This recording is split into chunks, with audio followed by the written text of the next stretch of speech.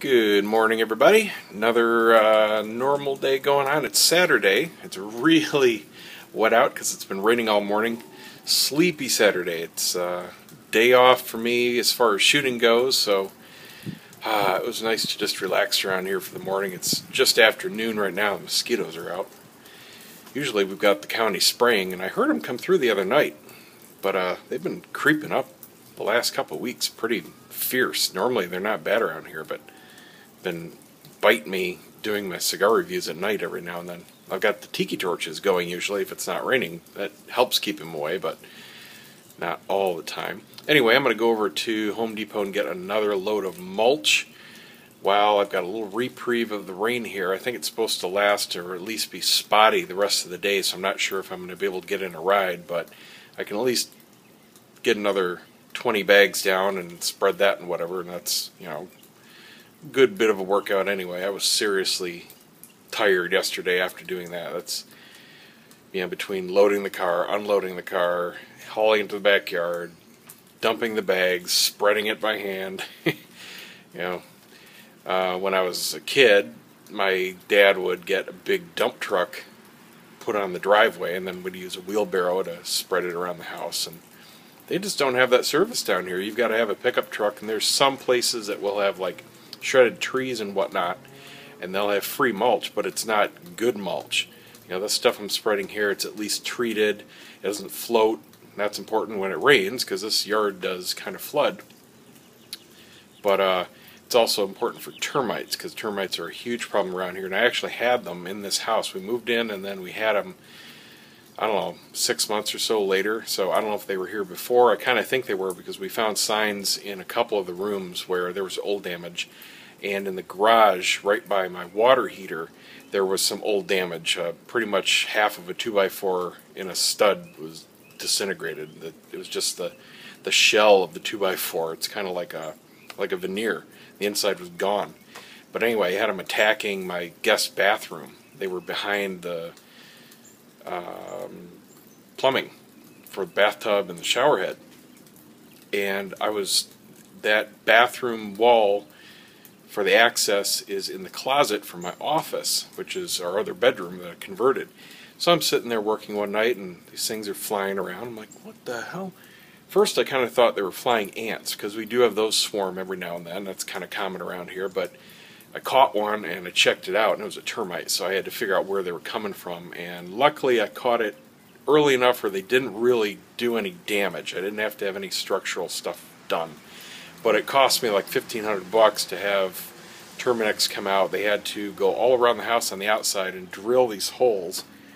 I don't have any back here. They went around this pad in the back, but in the front porch they had to drill through all the concrete, in front of the garage and whatnot, and put this gel barrier underground and kill the nest.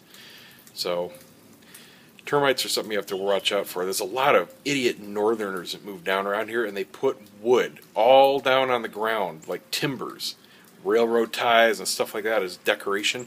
That is termite magnet. They love that stuff. Even this fence back here, there are planks on the ground where, this fence is really old, and the pressure treating doesn't last forever, like chemicals they inject and whatnot. And a lot of these boards on the bottom are shredded. The termites have just eaten it alive. So any wood that touches the ground has to be prepped for termites, and this cedar mulch is. So, that's important. Anyway, I'm going to get going here.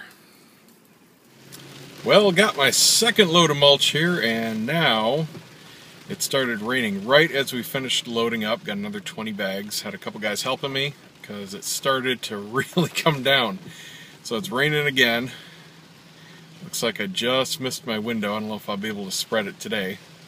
But now I'm stuck in this traffic jam. I think there's an accident up ahead. I gotta go one more light. I guess I'll go to the grocery store and look for a new recipe. Something to do because I'm just about out of food. Finished up the last of that steelhead trout I made, which was good, but I'm not going to buy it again. It was the same price as the salmon and half the flavor. I mean, it was just a great texture, but a very flavorless fish.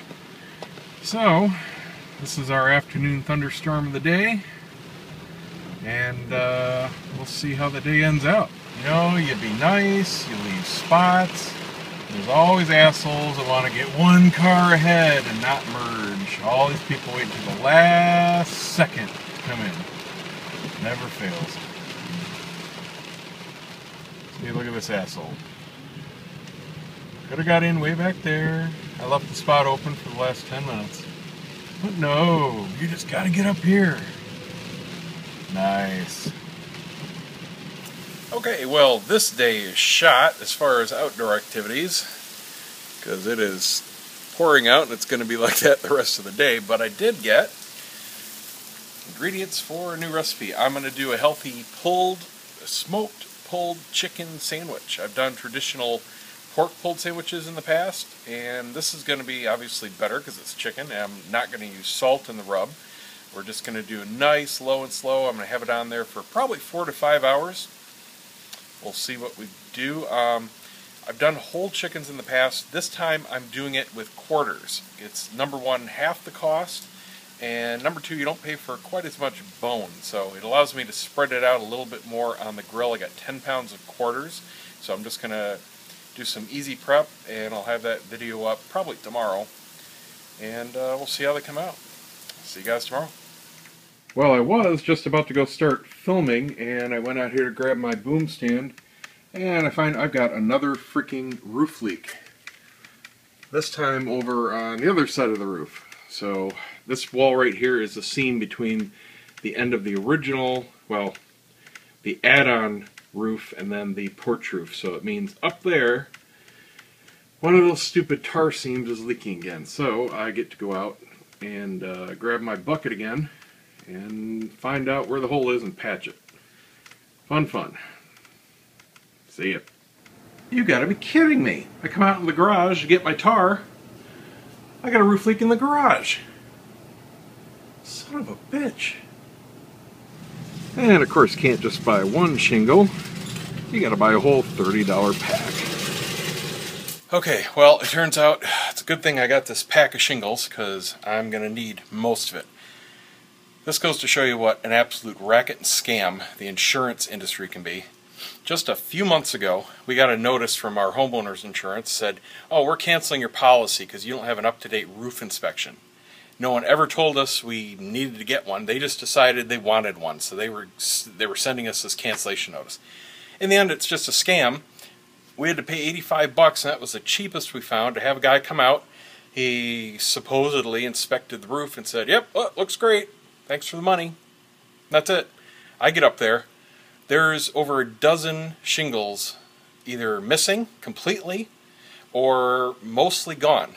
So I started the removal process. What a freaking nightmare. Whoever installed these shingles just over-nailed, nailed in the wrong spots. You're supposed to have 4 nails per shingle. This guy's got 8 to 10. I mean, I've pulled out over a dozen nails. I got out 1 shingle so far.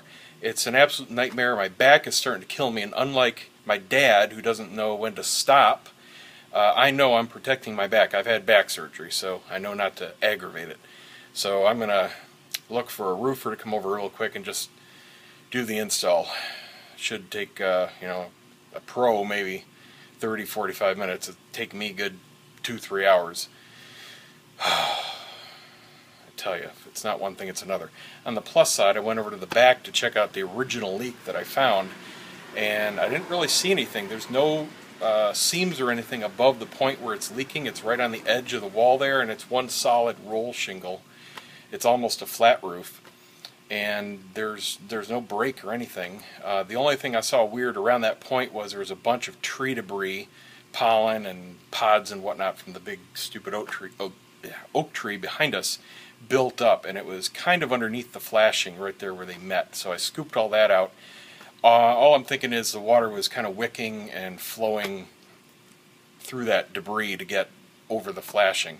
So we'll see, but I don't see anything to patch. So we'll have to wait until it rains next time to figure that out some more. It took me a few times to figure out the original leak I had on the other side, because it was actually coming in halfway up the roof, traveling through the wall, so I had to patch a whole lot of stuff before I figured out where the leak was. So anyway, that's my day so far. I got the mulch spread out back, and it finally stopped raining, obviously. Been up on the roof, totally worn out here, soaked in sweat, so I'm going to find a roofer and get this thing patched before it rains. Again. Now, I'll see you guys tomorrow.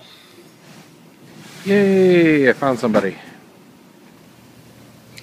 See, this is the crap I was trying to get off. Gotta use 12 nails per shingle. Pain in the butt.